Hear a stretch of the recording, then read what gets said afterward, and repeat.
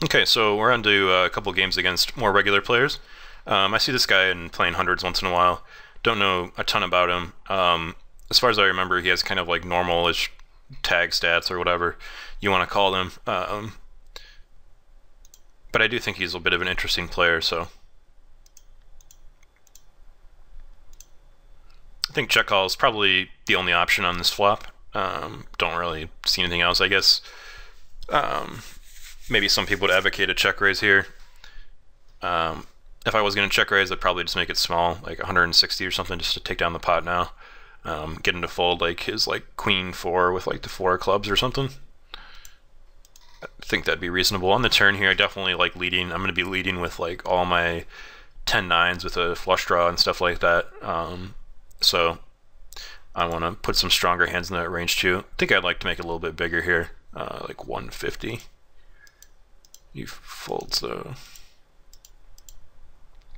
we're going to be betting our entire range on this flop, so I decided just to bet a little bit smaller. I don't vary up my continuation bets as much as some other people, but, you know, I think the reasons for doing this are fairly straightforward in that, you know, if he's going to fold like his like queen 7 for 40 chips, then he's going to fold it for 30, and then we save money when he calls with like his ace highs and or when he like randomly check raises and stuff.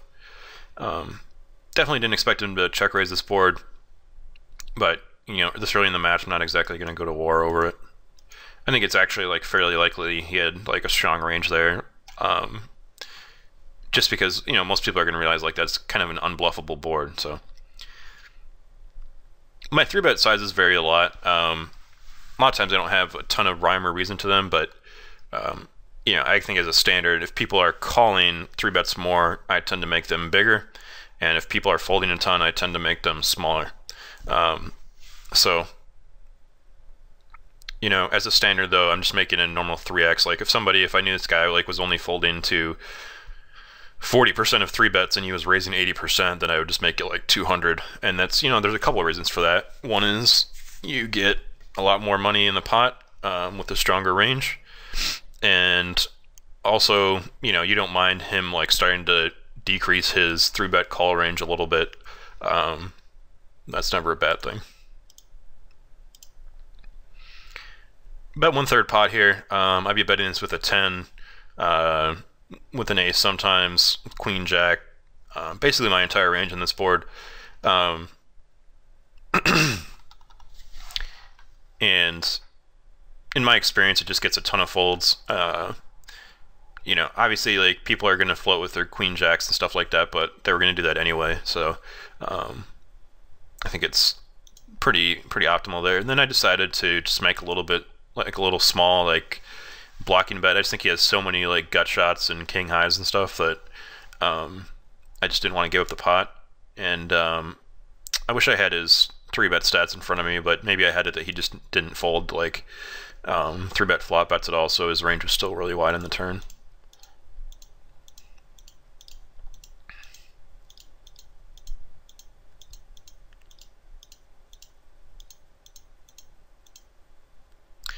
Decided to check this board. I do recall he does have a very high check raise percentage, so I'm trying to manage the size of the pots a little bit more. And as a counter, I'm going to be value betting really thinly, and you know, 4-betting a decent amount and stuff like that. Kind of a tricky spot on the river. I mean, if I'm looking at it from his perspective, I'm thinking villain's calling range isn't changing much from the turn to the river. So I'm not exactly sure what he's trying to get me to fold here. If he is bluffing, maybe like an ace-8 or something like that. I mean, it is very believable, but I actually do think like I beat some of his value hands, and I think when that's the case, you know, if you assume your opponents are reasonably balanced, and then you also in addition beat some of their value bets, I think that automatically turns into a call. So I think he could be betting like any 7x here, and maybe even a 4 if he's like really ambitious. So don't love his play there. Not exactly sure that's going to be super plus EV or anything.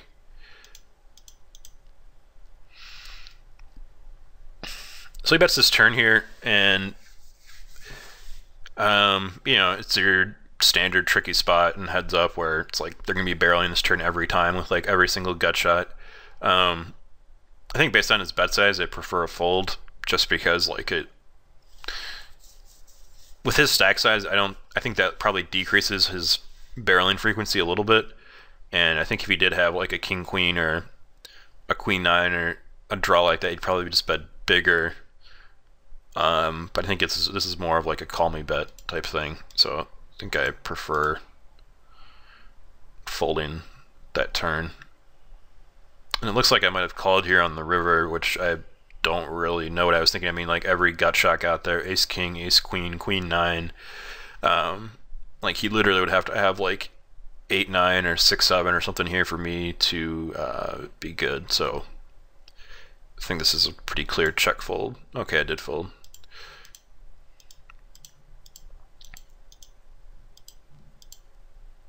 Like I said, I did decide to check back some flops versus him, but I check backed one, so I just decided to bet another. And this is like the nut worst river card, really. Even if he was floating with like 5-3 or something he got there.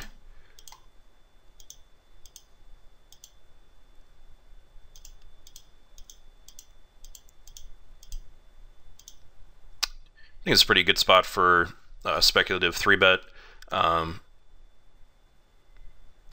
If my read before was correct that he calls a lot of 3-bets, I don't love my sizing here.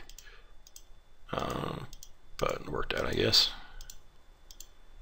I do 3-bet this hand sometimes. I think this is actually would have been a good spot for a 3-bet. The fact that I just did it, I think it gets a lot more respect.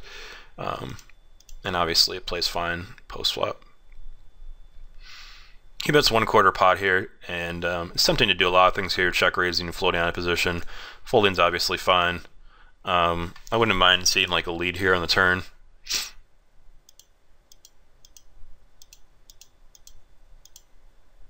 In terms of my defend range, I think I'm a lot tighter than a lot of people.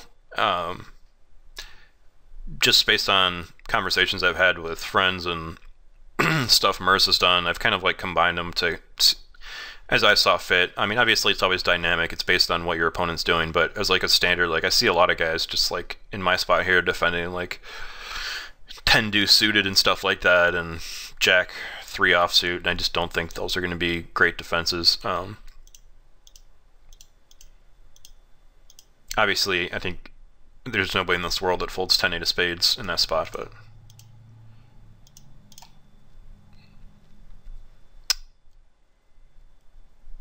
I mean, this is what I always refer to as just like a whatever spot. I don't think it really matters what you do that much. I mean, you have to be right less than a third of the time, and he's going to be bluffing it a fair amount. I mean, I think it is like a fairly convincing story just because like the way the board ran out with the 2 on the turn. I mean, there's a bazillion gut shots. I think he probably would keep betting those on the turn and then like checking behind his ace highs. So I think that's reasonable. But the fact that he can't have a king and he probably doesn't have an 8, I think like makes it combinatorically like pretty straightforward call.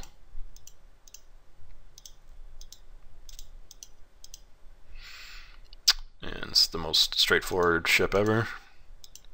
Run into a hand. I think this is the second time he's 3-bet, so we're not going to do anything with 6 high there.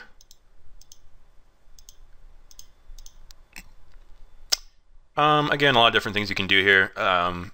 Check raise obviously being the standard, it's never going to be bad to get it in here with our stack size. Backdoor straight draws and stuff. I also don't mind check calling and then check shipping the turn. If we call here, the pot's going to be 320. Then say like a king comes and he bets the turn 240. Then we ship a little bit more than the pot size bet on the turn, which I think will be incredibly profitable. So any play there I think is fine as long as you don't fold.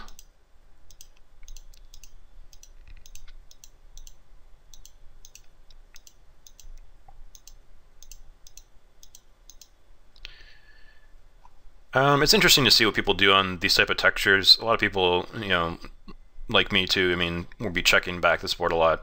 But I don't think it's a terrible one just to like check raise and then fire off 3 on, because I mean you do can hit this board relatively well, but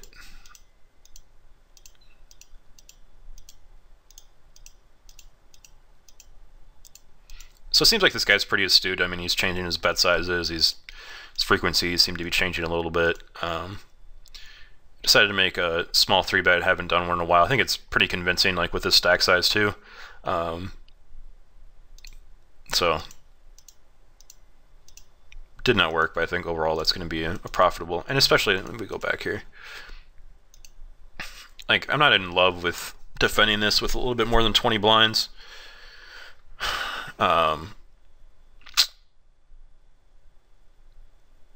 You know, I just think against a good player, like it might be like just about break even, but I think, you know, just throwing it in there, my 3-bet range or fold range is going to be okay too.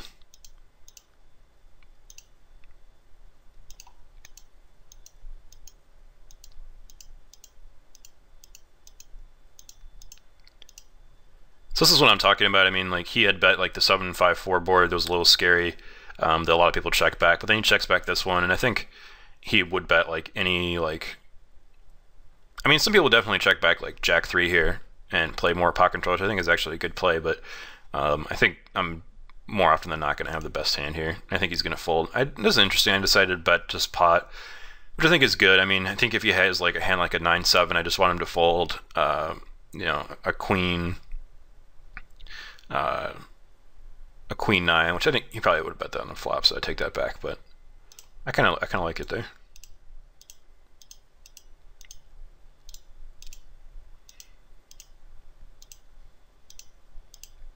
In terms of my ship range, I mean, it's going to depend entirely on their race first. You know, I would encourage everybody to make charts out there for this type of thing, because you run into this spot so often, especially if you're playing hypers. And again, this is kind of similar to the 7-8 hand, where backdoor diamonds open into a straight draw, and it's just going to be a check raise. Again, I think it would be an okay spot for a check call, a check jam. But I think it's... One problem with that play is that people know that you're going to be like chuck raising all your top pairs there, so I think that like decreases and it like narrows your range quite a bit, so I'm like not as in love with it.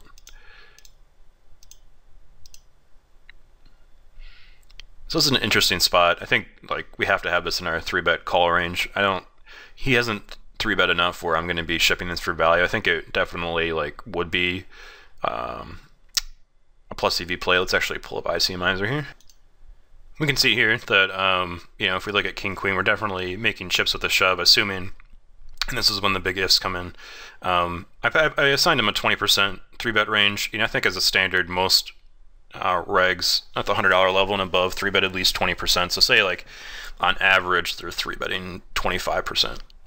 Since we're at 30 big blinds now, I think that's going to decrease in correlation with the decreasing stack sizes. So let's say it's 20, and then say he's, you know, relatively balanced and he's calling about half the hands that he's 3-betting.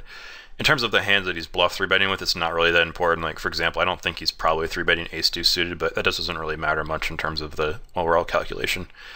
So anyway, if he's calling, you know, ace-9 suited, 5s plus, and whatever, then we can ship a lot of hands. I mean, if you think it's a lot more slanted just towards value, so like let's say it's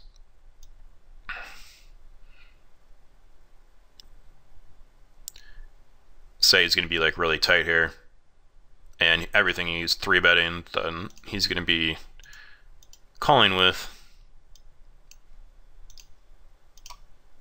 Then we can see how much more tighter we have to be, and then King Queen becomes pretty straightforward fold there. But I think anybody with any type of guts in their game is going to have quite a few 3-bet bluffs there. Wow, okay. I definitely should be calling there. That must have been a misclick or something. I don't think I've ever folded that in my life.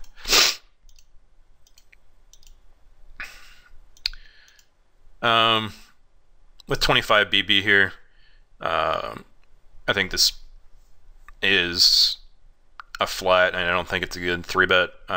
If we get 4-bet off this hand, it's like you almost have to call, but it's just like sick, and it just plays so well. There's really no reason to get fancy with it. Decided to check raise here just because, I mean, I think I can rep a ton of hands that like he might decide to continue with a weaker range, just because I could have 9-10, king 10, flush draws, stuff like that. So it's also the type of board where it can get ugly pretty quickly. So if he does have like a hand like a queen 8, then I want to get as much money in as possible first.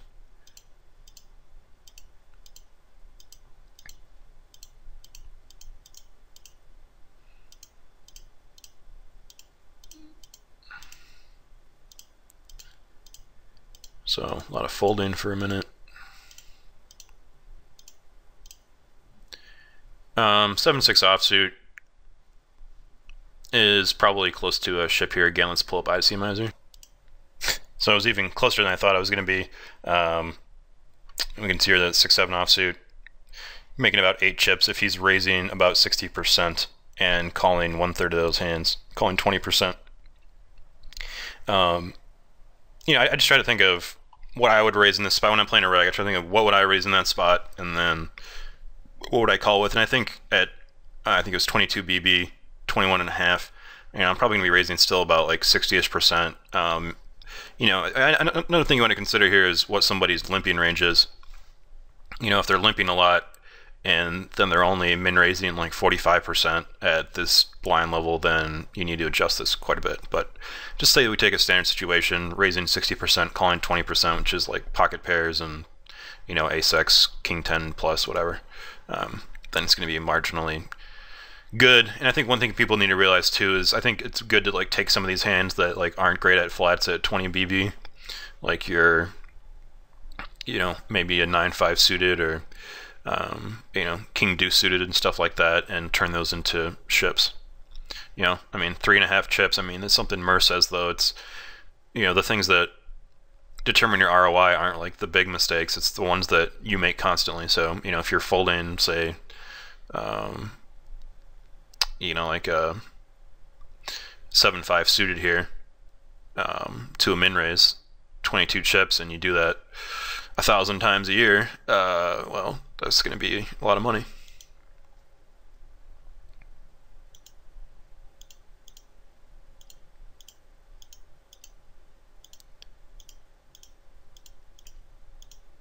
Interesting that he checked back this flop. I have no idea what he would do this with. A 5x he's trapping with. I don't think he ever does it with a 7. 7's full, which is obviously a little less likely now. Pocket aces maybe, I guess. So I wouldn't like betting the turn there like ever. Against a fishier player, I think you could like debate that, but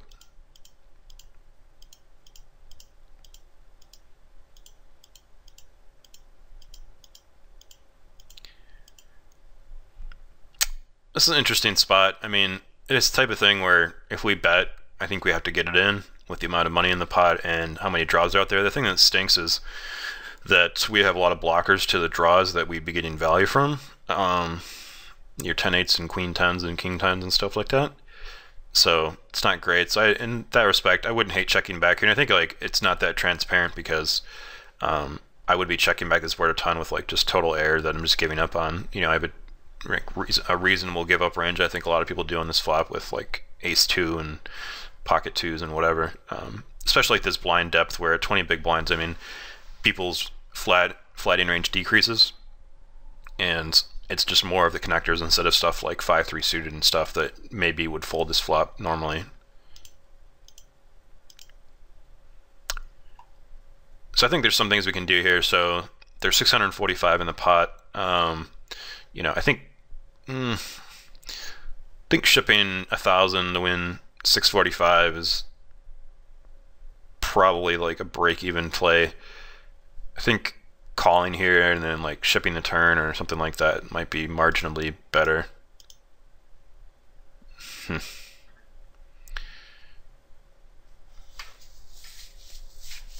So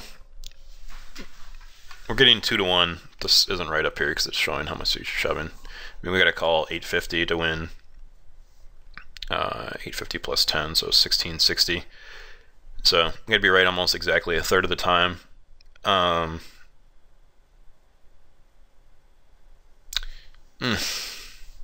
Again, it's like the 10 blockers. I just don't love it. I think this is probably a fold. It just looks so much like he just has a jack and he's just protecting, and like 6-7 got there, Queen 10 got there, 10-7 got there. I mean, the only thing I could see as beating is like a Queen 4 of hearts that check raise, and now they're shipping. But like, we're not even that great against, if we're up against like top pair and better and flush draws, then it's like, I don't think that's a call. Looks like I called here, and it's probably a mistake. But I like showing you guys hands where I messed up. I mean, I just don't want to show you every time that I made the nuts in one tournament or whatever. And then we're just pretty much playing a Nash style here, and 10-6 is definitely going to be a ship there.